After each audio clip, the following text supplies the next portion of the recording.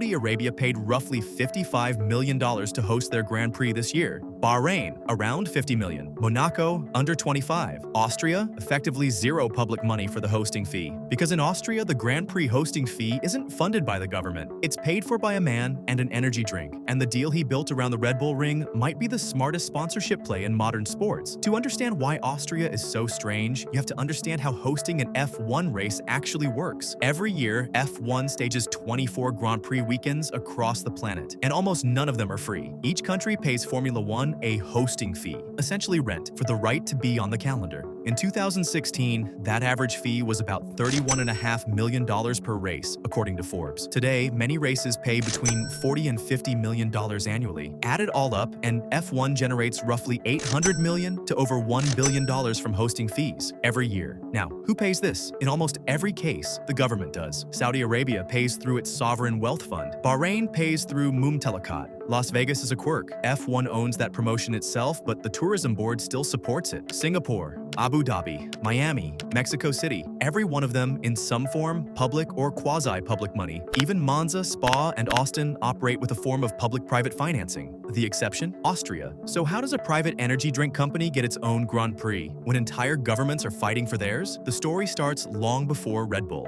In 1969, a circuit called the Österreich Ring is carved into the hills of Styria. 18 consecutive Austrian Grand Prix follow. It's a driver's track, fast, dangerous, beautiful. Then in 1987, F1 leaves. The circuit is deemed too fast for modern cars. In 1997, it's rebuilt, shorter, safer, and rebranded the A1 Ring. F1 returns.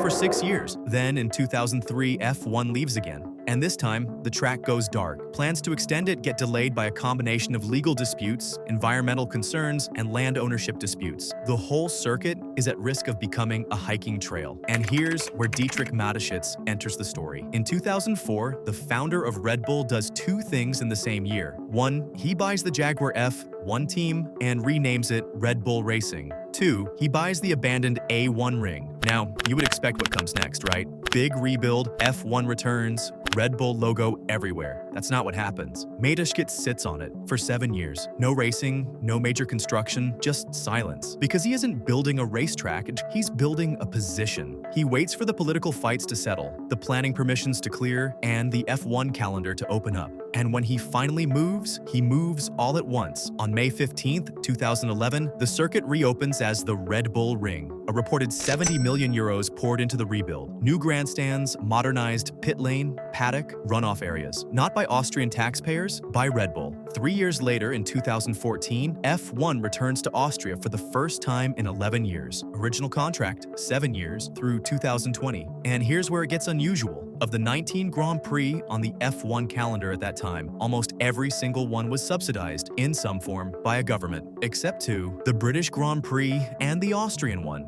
Mateschitz himself was direct about it. He told the Austrian press, quote, "With the gate receipts, at best, I will cover my organizational costs, but not the license fee. I have to put that up," end quote. He pays it himself, the hosting fee. Reportedly 16 million pounds, about $20 million at the time, per year, for 7 years. Now, at this point, if you're sitting in the Red Bull boardroom, you'd be asking the obvious question. Why? Why would the owner of a private company personally write a check for the right to host a Formula One race? The math on paper makes no sense. He's spending hundreds of millions of dollars to host an event that, by his own admission, won't even cover its own license fee. And yet, every year, he writes it. And every year, he writes another one. There has to be something else going on. There is. Think about the most expensive piece of advertising real estate in the world. A Super Bowl commercial. 30 seconds of airtimes, about $7 million. That's the going rate. Brands fight for these slots because, for a few minutes, they own the attention of 100 million Americans. Now look at what Mateschitz built. A 3-day event. Roughly 50 to 70 million viewers tune in for a single F1 weekend globally. Across the season, F1's cumulative audience hits 1.83 billion. And in Austria, every camera camera angle, every wide shot, every drone flyover, every podium ceremony is branded Red Bull. The grandstands, the pit lane, the signage, the hills, even the name of the circuit. A 30-second Super Bowl ad, $7 million. 3 days of total Red Bull immersion on a global F1 broadcast, $20 million. It's not a hosting fee, it's the cheapest billboard on earth. And it's why Niki Lauda, 3-time world champion, lifelong Austrian, said it best. Quote, "Without Mateschitz' investment, the area would be completely dead." End quote. The whole region of Styria, hotels full, restaurants packed, 300,000 fans across a weekend, runs on this race. In 2023, attendance hit a record 304,000. In 2024, 302,000. In 2025, 300,000 again. Then comes the receipt that proves the entire model works. On June 29, 2025, 3 years after Mateschitz himself passed away, Red Bull Ring signed an 11-year extension. The Austrian Grand Prix is now locked in through 2041, tied with Miami as one of the longest contracts on the entire F1 calendar. F1 CEO Stefano Domenicali gave the press statement, quote, "The vision and passion of Dietrich Mateschitz gave the race the investment and attention that allowed it to return as an incredible event on the Formula One calendar." End quote. And here's the scale of what that bet is now protecting. Red Bull GmbH did over 10.5 billion euros in revenue in 2023, nearly 14 billion cans sold globally. The company is privately held, Mateschitz's family owns 49%, and in 2023, his son Mark received a single dividend of 582 million euros. Read that number again, 582 million in 1 year in one dividend. So when you ask why pay 20 million a year for a Grand Prix, the answer's sitting right there. $20 million